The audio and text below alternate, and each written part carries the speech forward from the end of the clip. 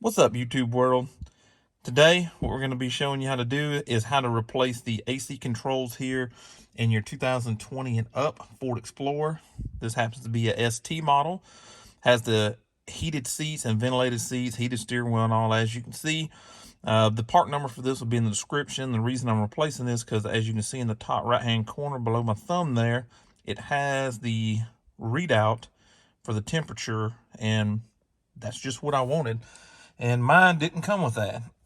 So I bought this one so I could replace it. It was about 110 bucks, shipped out to me from Liviton Ford, or Livitown, or however you want to pronounce it. So let's go ahead and get started. But the first thing you have to do is back here, there's those two little notches. You'll get something behind these little notches here and pull that plastic panel out the inside. All right, so that's what you'll be exposing there. You got your two screws back here in the back. I just used this 90-degree pick here to get this plastic cover off, and it exposes those screws. So next step is to take those bad boys out. Once you get those bottom bolts out there, this piece, when you pull towards the bottom, this piece will just kind of fall out. There's a tab there that goes into a hole in between the bolts there, and it attaches to the underside, so it kind of all needs to go in kind of fluently. And then there are clips that face down this way. This side was a pain to get out without this wanting to come out, but it's all just pull tabs. As you can see, the back of the unit here, this is the tabs that are at an angle that I was telling you about, and they sit into those holes. This side wanted to come unclipped out of the car, so it was kind of a pain. These right here are kind of easy. Go slow, use yourself some plastic pry tools to get it out. Those two bolts at the bottom were a 7mm bolt, by the way. Okay, so this next step is something that you need to do. All these newer vehicles, everything's programmed, so the AC controls and all is kind of programmed to the vehicle and the VIN number and whatnot. And to make sure that everything works properly, you're going to want to load your as-built data into it. So you're going to need Forscan to be able to do that. If you don't have it, you can hop on over to forscan.org and get you a free activation key that goes up here, and get it that way. I've already got it. I've got a year license that I purchased for it. So what we're going to do, I'm in the vehicle. It's hooked up. They've got wood adapters. If it'll focus, they've got which one of these, OBD2 link adapters will work. It's plugged in USB to my laptop here, Windows laptop. And you hold down the start button for a few seconds without pressing the brake and get everything in the power accessory mode and full on. And then you'll connect to the vehicle.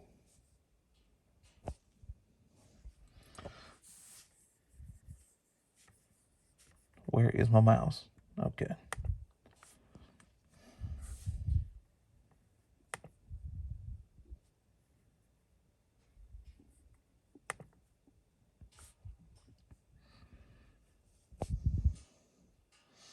That was just a few messages making sure that you've got it turned on, it's plugged in correctly, and it's confirming my vehicle that I've already loaded up before. And what I'll do, you can clear DTCs with this too.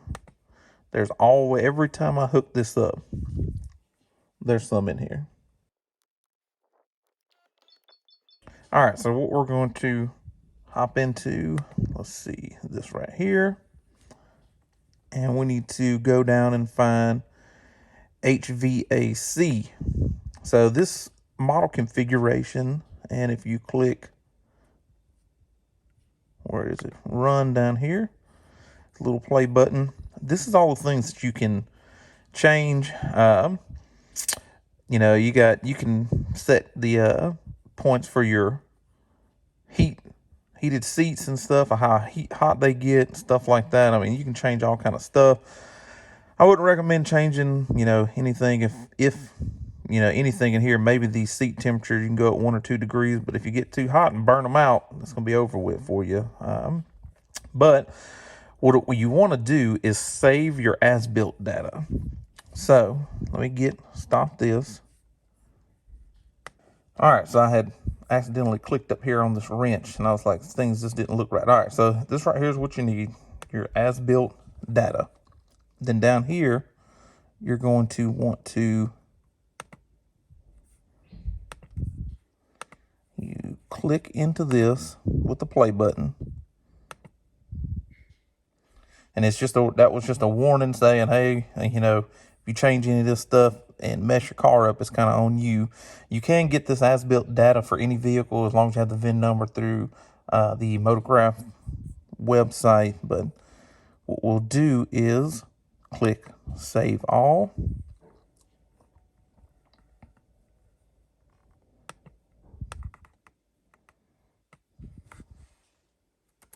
And I'll just name it something here.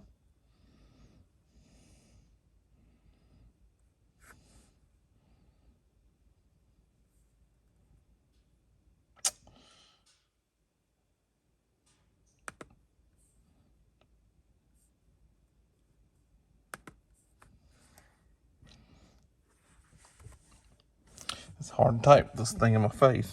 Let's see here.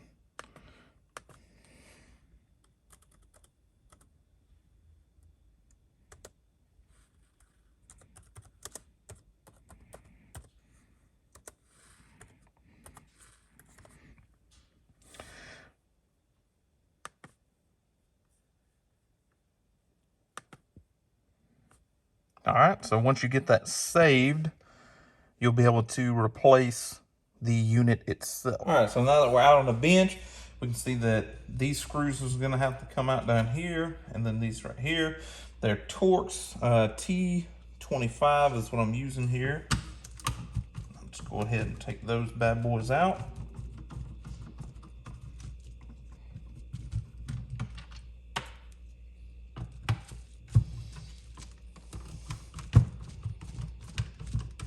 I may have to take the top ones out or just loosen them up on this upper unit here. We'll see here in just a second. Maybe not.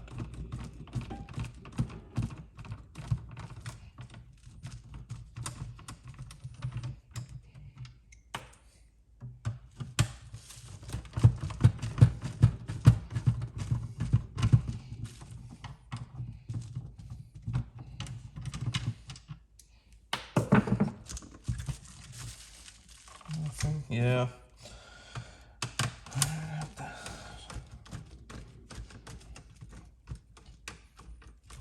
Let's go ahead and take it all the way out since I'm here.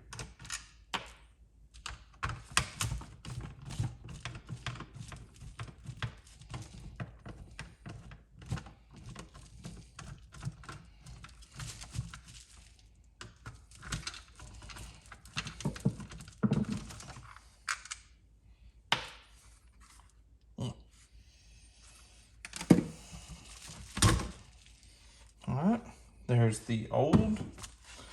I don't know if you can see the screen right here on both sides, but you'll be able to see it once we get it in. Other than that, they look identical.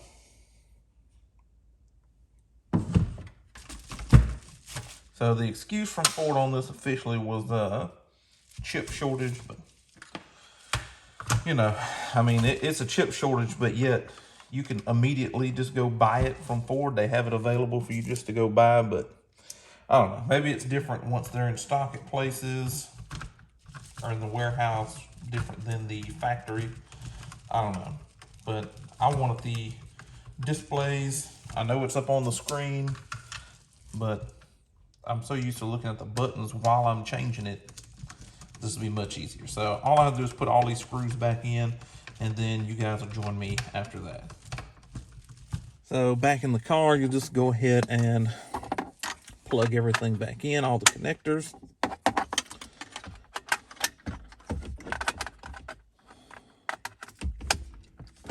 Make sure they're all secure. Give them a little tug afterwards.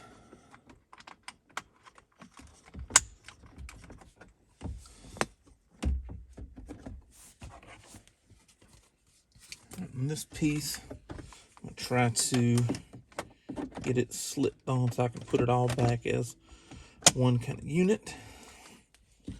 You'll see how it kind of, the pieces kind of clip in there.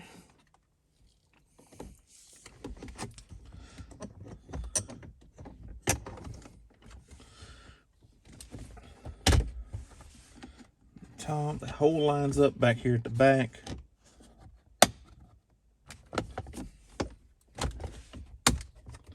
These top ones, make sure they're lining up. This one on this passenger side gave me a headache getting it out.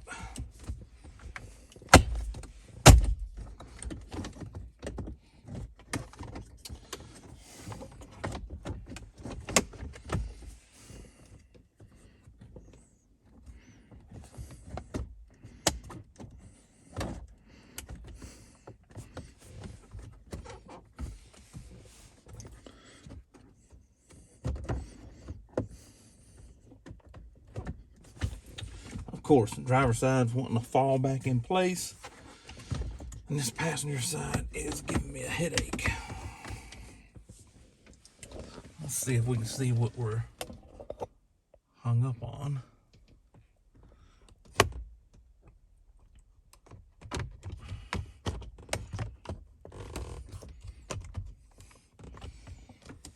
This side is just wanting to go back in. This side's being a pain.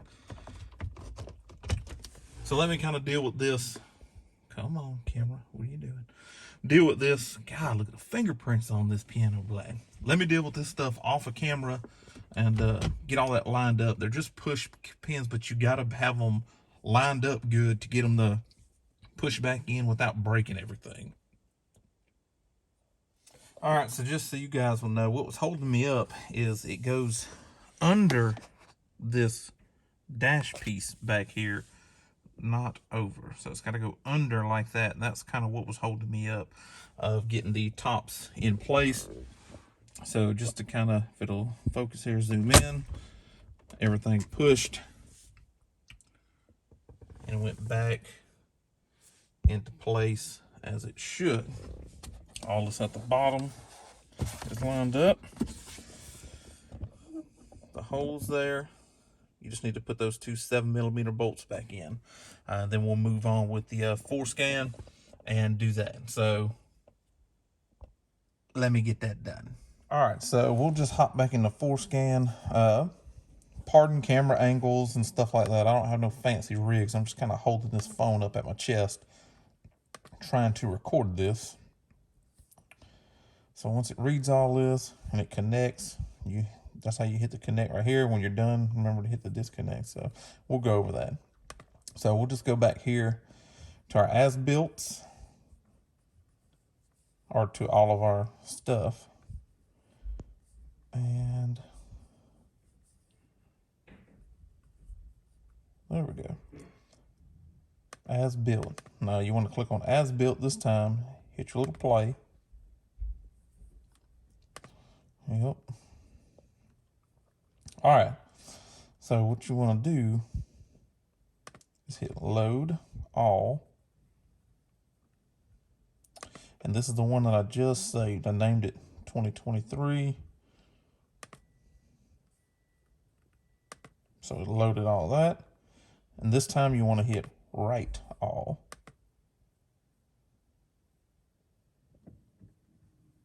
Program successfully. Turn the key off.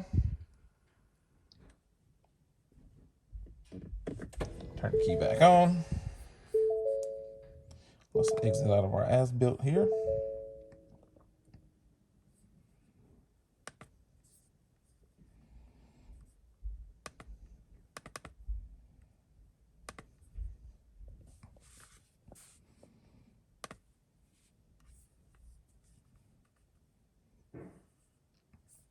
It all looks like what it's supposed to. We'll exit out of that. And down, we'll go up here to the car. And go down here to the disconnect from vehicle. And disconnect from the vehicle. And then it should be working. So, oh yeah. So let's see.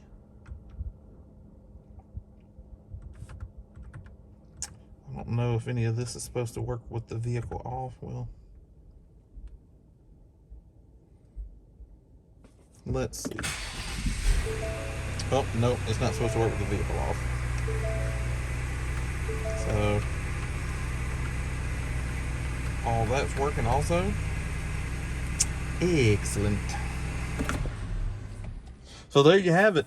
I mean, it's not very difficult. It is kind of a pain with the as-built stuff. I will say that the digital display was working when I just plugged it in. So it may very well work without having to write the as-built data from your old unit on there, but I would do it just in case. If you don't have Forscan, you don't know how to use it, you don't want to buy the Dognal, you just want to try this, then go right ahead. And let us know how it works in the comments. If you didn't have to program anything, then let me know, because I was told you had to. So now I've got the temperature display here. I'm going to clean this stuff up and get all the nasty fingerprints off of it. And that's going to be the video for today. The part numbers are going to be down in the description for this, or the part number for this right here head unit. And remember, I've got heated seats, heated steering wheel, ventilated seats, and you know, this is a ST model, so it's got, you know, all the goodies on it and the tech package and all that whatnot. So appreciate you guys for watching. Remember to like, subscribe, share the videos if you think it helps somebody, even if it's just helping somebody with, you know, connecting with Forscan or something like that. Go ahead and share the video with them, and hopefully it'll help some people out. I'm out.